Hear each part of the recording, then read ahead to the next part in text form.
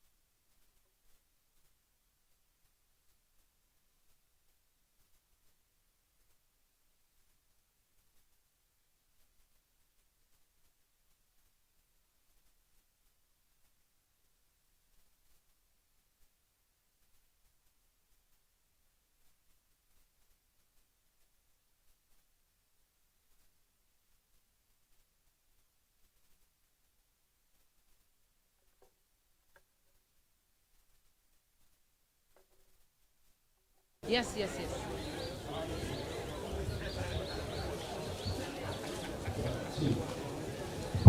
Somebody anyamazishe hiyo. Are we ready? Thank you very much. Somebody ambie hiyo watu wanyamazishe hiyo. I've called this press conference to address serious concerns to the people of Kenya on media crackdown and suppression of media freedom by William RUTO and this rogue administration. Today, I'm concerned as you are on the threats to the media and freedom of expression, media freedom in East Africa and in particular here in Kenya and Uganda as we approach the 2027 general elections. We have had a bad pattern in Kenya that ahead of general elections, journalists and bloggers get targeted by unpopular regimes that fear the power of the people at the ballot. Some journalists or bloggers are either disappear, they are silenced, compromised, or killed altogether. It is shameful that those stifling the media are on a barrage of attacks on the media are a product of the media and freedom of expression in Kenya. But for this regime led by a crooked dictator, learning from his counterparts in East Africa, it is worse. Journalists covering corruption stories, abuse of the rule of law, wanton looting of public resources, and other beats, and who have refused to be silenced, unintimidated, or corrupted by the state, live under perpetual fear, intimidation, and daily threats from the state machinery. Media houses that are firm on their independent editorial policy have not been spared either. Notably, on 25th June 2026, in the full glare of cameras, we witnessed a police officer throw kicks at a journalist in Nairobi streets for no apparent reason. Further, on 26th June 2026, 4 armed men believed to be police officers from the dreaded killer squad, Nairobi Sierra, armed with AK-47 assault rifles, attempted to abduct the Standard Group Nakuru-based associate editor, Mr. Nixon Kiprotich in Nakuru. This failed. It is saddening and painfully unbearable that on 24th and 25th June 2026, the President of the Republic of Kenya and Commander-in-Chief of our Defense Forces, Mr. William Ruto, on his official X account, launched a barrage of scathing attacks on the independence of the Standard Media Group. This was after a series of uncomfortable stories about this regime, and more painfully to him was a story on William Ruto gallery of lies. This attack is an open defiance to truth and total war on the freedom of media as stipulated under Article 34 of our Constitution. I am aware that the journalist Vera Morara, who did these stories, under trail by security forces 24 hours every day, and if anything happens to Vera, William Ruto must be held to account. Mr. William Ruto, the media does not live under your mercy or privilege. If you think the media is your enemy, you are mistaken. Wait for August 10th next year. It is further alarming that some few days ago, journalists attached to MediaMax Limited were sanctioned for physical and online bullying by state operatives and bloggers. Their safety and privacy were compromised and exposed. Notably, Kameme radio journalists Muthoni wa Kirumba and Gatonye wa Mbugua were, among others, have been threatened and exposed to verbal and physical abuse from political class and other undercover security agencies. Particularly, President Ruto's advisor on the persecution of the mountain region, Moses Kuria, has given threats to Muthoni wa Kirumba, and if anything happens to Muthoni wa Kirumba, Moses Kuria and William Ruto must be held to account. Those behaviors being learned from the East African dictators will not be played here in Kenya. I must say for the record, Kenya is not Uganda and Kenya is not Tanzania. But more importantly, we are aware and informed of William Ruto's plans to shut down some media houses, cripple others through the government advertising agency financially, and slow down and eventually shut the internet on the 10th of August 2027. But let us remember, on 3rd May every year since 1993, the world marks the Press Freedom Day as ratified by the United Nations General Assembly. It is not only that 3rd May is the only day we celebrate and observe media freedom, but every day we must observe and honor the media as the fourth estate. In our country, Kenya, press freedom is not a privilege granted by the state, but a right recognized under our Constitution. Article 33 and 34 of our Constitution gives the right to freedom of expression and freedom of the media respectively. Our Constitution has not changed, and those who believe in the dark days must be reminded accordingly. It is not about what you like in the media, but the truth. Further, I strongly condemn the closure of NTV Uganda, Spark TV, and Daily Monitor by Uganda's military chief, General Muhoozi, who is the son of Kaguta Museveni. He is a close confidant of William Ruto, and by association, Ruto is part and parcel of this shutdown.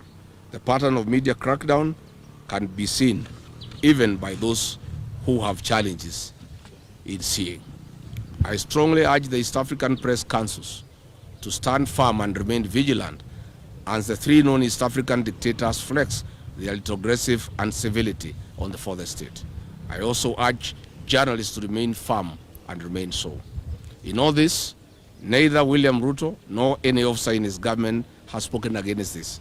This clearly confirms that William Ruto and Kaguta Museveni are Siamese twins in media suppression.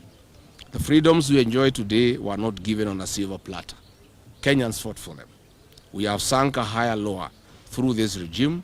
Even international media houses are being threatened and sanctioned against airing certain stories. This has never been seen. I have been informed in confidence that some top journalists and editors have been marked for crackdown and silenced by this regime. I have personally reached out to some of them, and within the week I will reach out to the rest. If anything happens to any journalist in Kenya, whether a foreigner or a resident, this government must be held to account. And regarding Gachagua, we will remain very, very vigilant and will be available to call out on any threat to any journalist in Kenya. I want to assure journalists wherever they are that they have my full support, and I'll be there for them at this very difficult time. If this government thinks that their problem is the media, this is the biggest lie they are living in. The problem is not the media. It is fake promises, failure, lies, a failing economy, failed systems, poor service delivery, corruption, abuse of the rule of law, abductions, extrajudicial killings, and total failure of government. William Ruto, please leave journalists alone. Leave the media houses alone. Do not take us back to the dark days of the 80s and the 90s. It is unbelievable that in the era of information technology, artificial intelligence, and citizen journalism, the state can sit down and think of how to silence the media. This is when schools have no classrooms and hospitals have no drugs, even painkillers. William Ruto, you have captured all institutions. You have punctured the opposition immediately after you got into power. Please leave the 55 million Kenyans with the media as their last line of defense. I call on all media houses, the journalists and the editors to stand in solidarity with one another.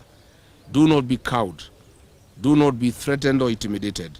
Stand firm and speak the truth for the people of Kenya. You are the last line of defense for the 55 million Kenyans. Ahead of the 2027 general elections, as you observe your code of ethics to report elections, be forthright and do not allow the state to capture or subvert the will of the people. The Kenya Editors Guild must stand firm and protect the editorial independence. You must shield your members and stand for Kenya. Your members must be safe and their rights must be protected. Please do not let the excesses of this regime kill your journalism. I call on the United Nations and the intergovernmental bodies that protect journalists not to shut their eyes on Kenya and Uganda as we witness targeted assault on the members of the further state. A society must endure without a government for a while, but no free society can endure without a free media. Finally, I ask the 55 million Kenyans not to tolerate this assault on the media. After this clueless regime is done with the media, they'll come for you. So please don't just start by as the media is being intimidated and tormented. Thank you very much.